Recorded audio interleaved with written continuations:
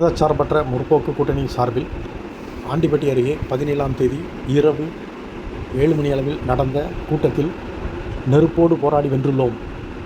முதல்வர் ஸ்டாலின் பேசினார்.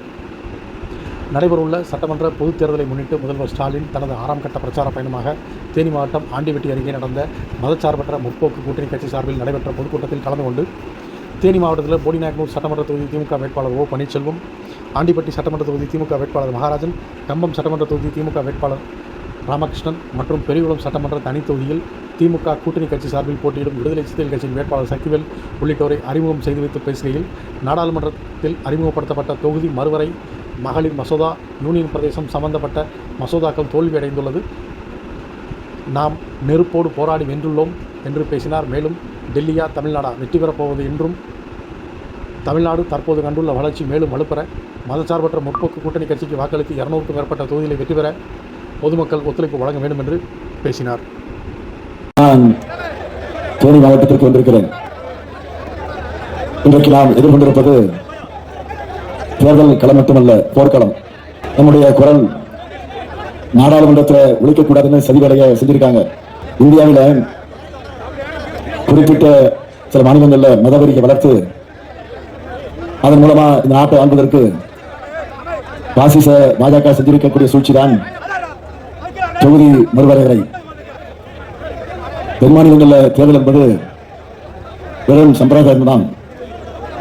மேலோட்டமாக பார்த்தா பிரதமரும் உள்துறை அமைச்சர் சொல்ற மாதிரி நம்மளோட தொகுதி எண்ணிக்கையை அதிகரிக்க போற மாதிரி தெரியும், ஒரு ஷோ தெரியும். ஆனா உள்ளபடியே நமக்கு வர வேண்டிய எண்ணிக்கையை குறைச்சிருக்காங்க. இந்த சதிக்கு எதிர்ப்பு தெரிவித்து நேற்று நான் கருப்பு கொடி ஏற்றினேன். தொடர்ந்து தமிழ்நாடு முழுக்க மக்கள் தங்கள் வீடுகளில் கருப்பு கொடி கட்டி தன்னுடைய எதிர்ப்பை பதிவு செஞ்சிருக்காங்க. தமிழ்நாட்டோட மக்களோட பிரதிநிதியா முதலமைச்சர் பொறுப்பில் இருக்கிற என்னுடைய எதிர்ப்பு என்பது ஒட்டுமொத்த தமிழ் மக்களுடைய எதிர்ப்பு. இதை நாடாளுமன்றத்தில் குறிப்பிட்டு டி.ஆர். பாலு அவர்கள் பேசியிருக்கிறார். அதுக்கு மக்கள் தலைவரா, எல்லோருக்கும் பொதுவானவரா, நடக்க வேண்டிய சபாநாயகர் ஓம் பிர்லா அவர்கள் நீ கருப்பு கொடி ஏற்றினா என்ன, நீல கொடி ஏற்றினா என்ன என்ற ஆணவத்தோடு பேசியிருக்கிறார். அவர் தனிப்பட்ட ஸ்டாலினை அவமதிக்கல, தமிழ்நாட்டுடைய குரலை உணர்வுகளை ஏளனப்படுத்தி பேசியிருக்கிறார். இன்றைக்கு அதற்கான பதிலடியை அருமை தங்கை கனிமொழி அவர்கள் நாடாளுமன்றத்தில் தந்திருக்காங்க. தமிழர்களை அவமதிக்கிறது மட்டுமே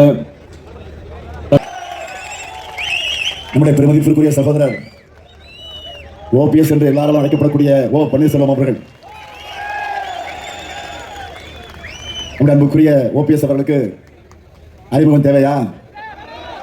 உங்க வீட்டு பிள்ளை விசுவாசம் என்றால் ஓபிஎஸ் சொல்லக்கூடிய அளவுக்கு அம்மையார் ஜெயலலிதாவுடைய நம்பிக்கையை பெற்றவர். விசுவாசத்தை காட்டினவர் மட்டுமல்ல, ஒரு உலகமய துரோகியை உலகுக்கு அடையாளம் காட்டியவர் அவர்தான். அப்படிப்பட்ட நம்முடைய ஓபிஎஸ் அவர்களுக்கு நம்முடைய வெற்றி சின்னமா உதயசூரியன் சின்னத்தில் நீங்கள் எல்லாம் வாக்கினை வழங்கிட வேண்டும். அடுத்து கம்பம் சட்டமன்ற தொகுதி நம்முடைய வெல்லும் வேட்பாளர் கம்பம் ராமகிருஷ்ணன் அவர்கள், கம்பத்தை தன்னோட அடையாளமாக பேரில் இணைச்சுக்கிட்டவர், தேனி தெற்கு மாவட்டத்துடைய செயலாளர். உங்களில் ஒருத்தராக இருக்கிற இவர் 7வது முறையா கம்பம் தொகுதியிலே போட்டியிடுகிறார். அவருக்கு மீண்டும் உதயசூரியன் சின்னத்தில் நீங்கள் வாக்களிக்கணும். அடுத்து ஆண்டிப்பட்டி சட்டமன்ற தொகுதி நமது வெல்லும் வேட்பாளர்